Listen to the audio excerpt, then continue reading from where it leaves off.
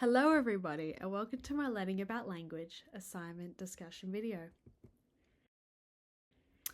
Before I start, I begin by acknowledging the Ghana people as the traditional custodians of the land on which I stand on today. I pay my respects to their elders past and present and recognise their deep history as the first storytellers and communications of this country. I extend this respect to all Aboriginal and Torres Strait Islander people present today. So the content of this presentation, what might we be talking about? What is this presentation about? Well, we're going to be delving into 6 key topics. First and foremost, language as communication, how we use language as communication, different language development theories, linguistic diversity, phonological awareness, what is phonics, and vocabulary and grammar. So I see language as the way we express ideas, emotions, and meaning. Initially, I thought it was mainly writing and speaking, but it also includes verbal, visual, digital, and non-verbal forms, such as symbols, gestures, and images. Children's language involves more than words.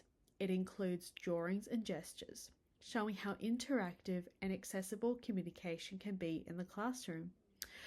So, for example, during a language activity, I notice a child using phonological, semantic, and syntactic skills while reading a new word and constructing meaning within a sentence. So the Australian curriculum defines language as an evolving system for expressing meaning, and multimodal communication highlights how meaning is created through visual, auditory, and physical elements. So language develops through both biological and social processes. Vygotsky's social interactionist theory explains that children learn language through supported interactions with more knowledgeable peers or adults. I observed that children acquire a vocabulary faster when adults or peers demonstrate and support language in authentic contexts. Chomsky's naivist theory proposes that children are born with a natural capacity for language, including an innate grammatical framework, which explains why they often construct complex sentences without explicit teaching. Combining these perspectives shows that language develops through both innate abilities and social interaction. So linguistic diversity includes the range of languages, dialects, and communication styles children bring to the classroom. Language is closely tied to cultural identity, and students' prior linguistic knowledge can support learning. So educators should move beyond a monolingual perspective, so one language within the classroom, seeing children's languages as valuable learning resources. So for instance, when students share personal cultural stories, they feel recognised and respected and often valued. Multicultural pedagogy supports EAL learners by valuing their first language and identity, creating a learning environment where they are confident to participate. So, phonological awareness. What is it? How might we use it? It is the ability to recognise and understand sounds in spoken language, not just letters. Phonemic awareness, rather than phonological awareness, focuses on identifying and manipulating individual sounds or phonemes in words. Key phonics concepts include onset and rhyme, syllables, rhyme with a HY, alliteration, and phonemes. For example, in the word cat, k is the onset and the at is the rhyme. So the beginning of that word is the onset and the rest of that word is the rhyme. Onset and rhyme. Syllables are beats in words like bottle, happy. Rhyme occurs in words like cat, hat, bat, sat, and so forth. Alliteration appears in phrases like big brown bear or silly snake. And phonemes are practiced aloud, such as train in train and bottle tool in bottle. So for alliteration, we can see that each letter of Big Brown Bear at the beginning of that sentence starts with the letter B, as well as in Silly Snake starts with the letter S for both words. For phonemes, they are practiced aloud because it actually helps students understand how those sounds sound, how those letters sound, and then how we combine those sounds into its intended word and its meaning.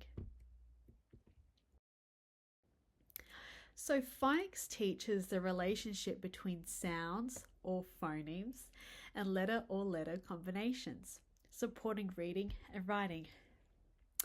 Key terms include long vowels like A in cake, short vowels like A in cat, consonant clusters like st in stop, digraphs like sh in ship, and diphthongs like oi in coin.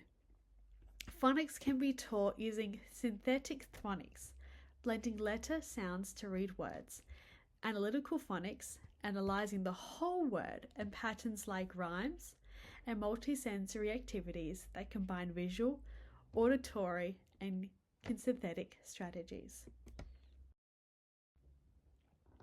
So to truly know a word, what might that mean really? It means more than recognizing it or recognizing the word, to be honest.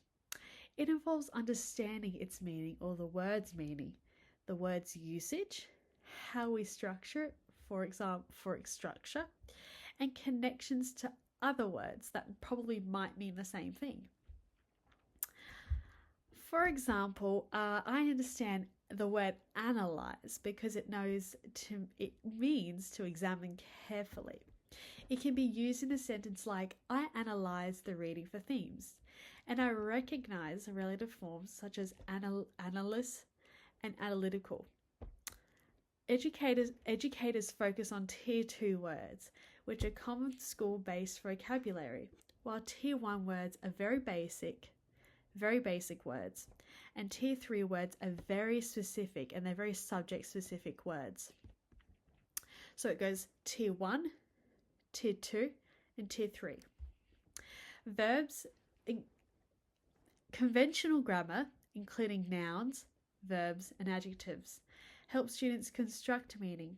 So for instance, in the small dog chases the ball quickly, dog and ball are nouns, which are just the way we describe the way things are. So for example, desk, pencil, paper, they're just things. Chases is a verb, so a doing word, and small is an adjective, the way we describe that noun or that thing.